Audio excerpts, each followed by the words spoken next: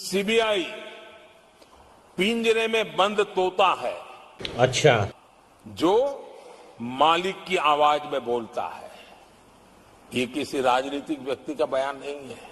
ये हमारे देश की सुप्रीम कोर्ट ने यूपीए सरकार के समय कहा हुआ बयान है। एजेंसियों का दुरुपयोग कौन करता था, इसके जीते जागते सबूत आज मौजूद है। अभी मजा आएगा ना भिड़ो। आज फिर से एक बार सुप्रीम कोर्ट ने यह कहा कि सीबीआई सरकार का तोता है। तोता मैना, ईडी, सीबीआई, इनका इस्तेमाल करके आप बाबा साहब के संविधान को खत्म नहीं कर सकते। इनका इस्तेमाल करके आप लोकतंत्र की हत्या नहीं कर सकते। इनका इस्तेमाल करके आप दिल्ली की चुनी हुई सरकार को खत्म नहीं कर सकते। अरविंद केजरीवाल की ईमानदारी और उनकी लोकप्रियता को खत्म नहीं कर सकते। या सुप्रीम कोर्ट के फैसले से साबित। क्या जरूरत थी इलान उमर से राहुल गांधी को मुलाकात करने की? अभी मजा आएगा ना भिड़ो। ये दो फोटो हैं, इसको जूम करके देखिए कौन है ये। दिखाइए जरा भाई। ये मोदी जी नवाज शरीफ से मिले थे कि नहीं? घूम फिर करके फिर तनाव आ गया। ये नवाज शरीफ तो हिंदुस्तान के बहुत अच्छे मित्र होंगे। पर वो तो प्रधानमंत्री थे आलोक जी। टोपा होगा एकदम। ये क्या बात करता है यार? नहीं, मैं कह रहा हूं प्रधानमंत्री मिल सकते हैं जो हिंदुस्तान का विरोधी है, बिना बुलाए जा सकते हैं। क्या हो गया मानक जी आप लोगों को भाई? नेताओं का दल्ला बन के रह गए। या और एक आम आदमी नहीं मिल सकता, एक सांसद नहीं मिल सकता, प्रधानमंत्री मिल सकते हैं। मतलब ये प्रधानमंत्री की पदयात्रा देख रहे हैं आप? यहां 10 कदम चलते हुए देखा कभी देश के प्रधानमंत्री को? नहीं। और वहां नवाज शरीफ के साथ चल रहे हैं, पदयात्रा कर रहे हैं। कहां कर? अभी जवाब लेता हूं प्रदीप। तुम चुल्लू भर पानी में जाके डूब के मर जा। 1200 से 1500 किसान कर्नाटका में मर जाते हैं, मगर वहाँ पे कांग्रेस की सरकार है, वहाँ पे नहीं दिखाई देता है। इनको दिखाई देगा कहाँ पे? जहाँ पे बीजेपी की सरकार है। तेरा तो गेम बजाना पड़े। खेत में क्या चीज उगती है, इससे ये पूछ लो आप एक बार ये पूछ लो, खेत में कितने प्रकार की फसल होती है? इसको तो रोटी खाने का पता है।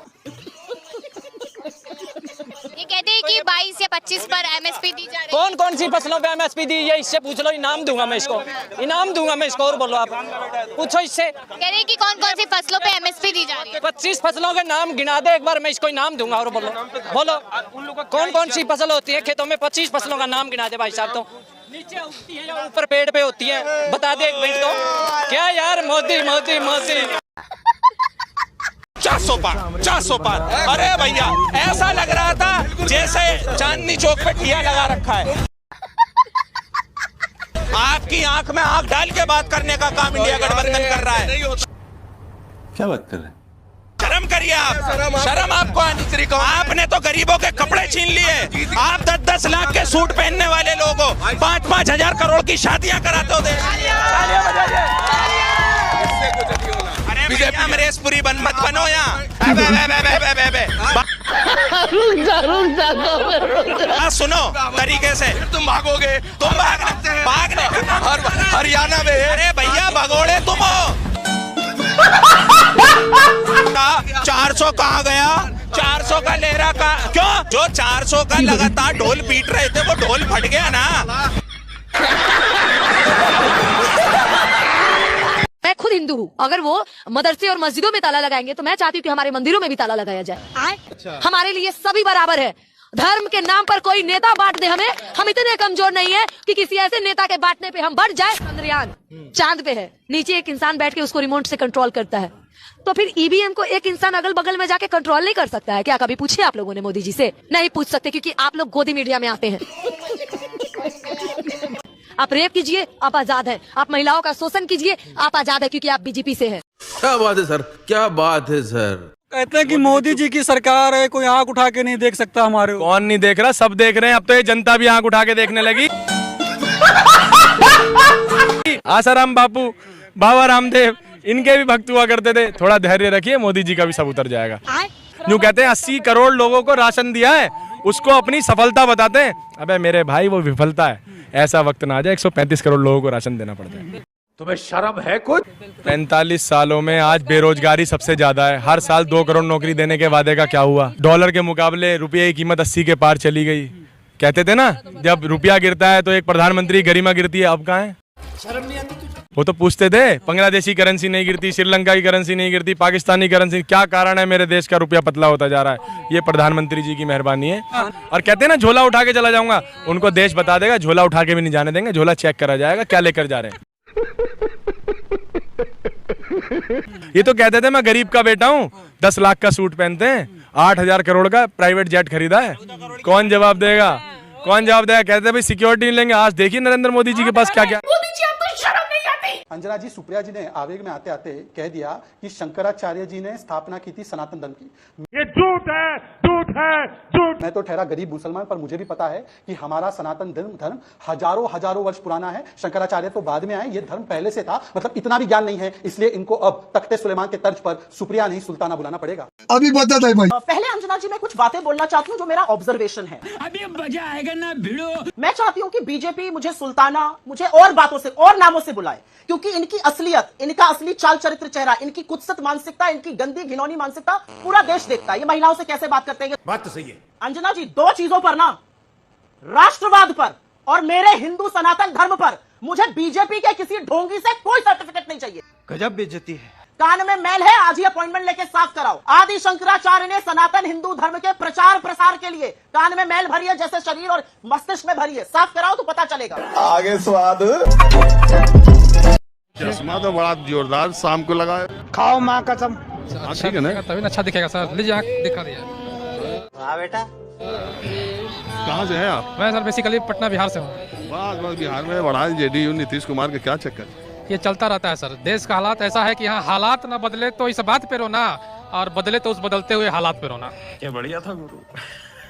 अगर अरे हम सीधे जानना चाह रहे हैं कि महागठबंधन एक तरफ बीजेपी एक तरफ, भारी कौन रहेगा? बीजेपी सर केंद्र में है, वो तो कुछ भी करने में सक्षम है कहीं भी। बहुत बुरे लग रहे। तौबा तौबा तौबा, थारा मूड खराब कर दिया। अयोध्या में राम मंदिर के पर क्या विचार है? सर इतिहास गवाह रहा है कि चाहे वो श्री राम हो, मतलब मैं कहना चाहूँगा कि सबको लड़ने पड़ते हैं अपने अपने युद्ध, चाहे वो श्री राम हो और चाहे हुए हो वो गौतम बुद्ध। तो राम के अस्तित्व को लेकर लड़ाई हो रही है, ये विचार पैदा ही नहीं होना चाहिए। तो ये जो आप तुकबंदी भिड़ा रहे हैं बीच बीच में, खुद का लिखा हुआ कहीं से टिपे हैं? खुद का। इसके बाद भी आएंगे शर्मा जी। धर्म है कि जहाँ अन्याय है, जहाँ असमानता है, जहाँ गैर बराबरी है, तो दिख रहा है, हर जगह सवाल उठाए। हमें तो दिख हर रहा है। जगह सवाल नहीं दिख नहीं रहा आपको। अंजना जी माफ करें, आप जिस तरह मुझे टोक रही हैं, नहीं थोड़ी देर बाद सिद्धार्थ जी बोलेंगे, आप कतई नहीं टोकेंगे। सही पकड़े हैं। ऐसा आपको लगता है? जब आप हमसे सवाल पूछ रहे हैं ऐसा आपको तो हमें जवाब देने दीजिए। हर बात पे अगर टोकते रहेंगे नहीं तो, जो मुरारी बापू बहुत सुंदर कथा कहते हैं और बहुत मैं उनका सम्मान करता हूं, मैं उनका प्रशंसक भी हूं, अगर मैं उन्हें टोकने लगूं वो कथा भी नहीं कर पाएंगे। ये तो डिबेट है। आप हमसे सवाल पूछ लीजिए, हमारा टाइम निर्धारित कर दीजिए, हम जवाब देंगे और उतने समय में देंगे। मुझे अपने घर जाना है। माननीय मुख्यमंत्री जी का जहां तक सवाल है, आपने सुना होगा उन्होंने विधानसभा के अंदर खड़े होकर कहा था 46 में से 56 एसडीएम यादव हो गए थे। हम सूची मांग रहे हैं, आज तक उन्होंने नहीं दी। पीछे अभी 10 सीटों पर चुनाव होना है, उन्होंने यादव और मुस्लिम अधिकारी चुन चुन के हटा दिए हैं उन जिलों से। बीजेपी इस समय हर एक परिवार का ही नहीं, हर एक समाज का बेड़ा गर्क कराया है। मोदी जी आपको शर्म नहीं आती? बेटियों की इज्जत नहीं जानते नहीं, विकास नहीं ये जानते नहीं। यह बीजेपी की गंदगी इसके मैं बढ़कर काटनी पड़ेगी। जो हमारी बहन बेटी कर रही हैं, इन्होंने तो देश का मान सम्मान बढ़ाया। और बहन बेटियों के साथ कौन खड़ा था? किसान खड़ा था, जवान खड़ा था, और हम जी से नौजवान खड़े थे और खड़े भी रहेंगे। क्या बात है सर, क्या बात है सर। सरकार बनाने का दावा कर रहे हैं। झूठे वादे हैं नहीं, सैनिक समान नहीं होता। इसे झूठे वादे हैं नहीं, सैनिक समान की कोई गारंटी होती है नहीं, नहीं गारंटी। मंत्री जी फिरकी नहीं ले रहे थे। मंत्री जी दरअसल में जमीनी हकीकत से रूबरू नहीं है। अब पिछले 7 सालों से कृषि मंत्री हैं, तो उन्हें क्या पता कि कौन सी दाल किस रेट की मिलती है।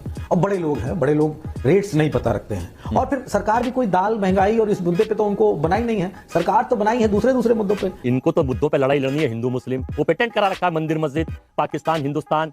बात तो सही है। अब तो नाले की गैस से चाय बनती है और पकौड़ा तलने का रोजगार इस देश का भारतीय राज रोजगार हो गया है। अब तो बड़ी चीजों में बदलाव हो गए हैं, तो ये भी तो सरकार से ही सवाल पूछना पड़ेगा। और मैं बड़ी ईमानदारी से मंत्री जी से पूछना चाहता हूं, और उनको इस पे तो सफाई देनी चाहिए कि वो आखिरी बार दाल खरीदने कब गए थे। मुझे ये सवाल बहुत अच्छा लगा। बीजेपी मौजूदा 10 सालों में बेशर्मी के साथ राजनीति करे। किसी भी मुद्दे को हमने उठाया तो जानते हैं रिप्लाई क्या है। अगर हमने तेल की बात की तो बीजेपी के तमाम ऐसे समर्थकों ने पेट्रोल पंप पे जाके इंटरव्यू दिया है आपके चैनल को तमाम सारे कि हमने तो शेर पाल रखा है, हम पेट्रोल 200 रुपए लीटर डलवा लेंगे। ये कहते हैं जनता को मार देना। सह लेंगे थोड़ा सा। वो पप्पू खोजो यात्रा निकाल रहे हैं। अच्छा। अंधों में काना राजा। अच्छा। अंधों में काना राजा। इसकी माँ का भोग। आमिर खान को तो हमने बाइकआउट कर दिया है, अब पप्पू को भी बाइकआउट करा के मानोगे क्या? अभी बदत है भाई, अभी बदत है। पप्पू नहीं पापा है, पापा भक्तों का पापा, भक्तों का पापा। एक मिनट बताता हूँ भक्तों का पापा कैसे, भक्तों का पापा कैसे।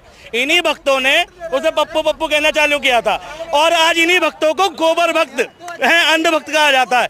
यानी उसने अपना बदला कैसे लिया देख लो, ठीक है। ये वो हमारे संस्कृति में है, हम गोमूत्र पीते हैं। बेटा लगता है तुम गू खा के ही मानोगे। ये बाकियों की तरह गोबर खाते हैं और गाय का मूत्र पीते हैं। अरे सुनो, एक ये लोग जो है गाय का मूत्र नहीं सुअर का भी मूत्र पी लेंगे।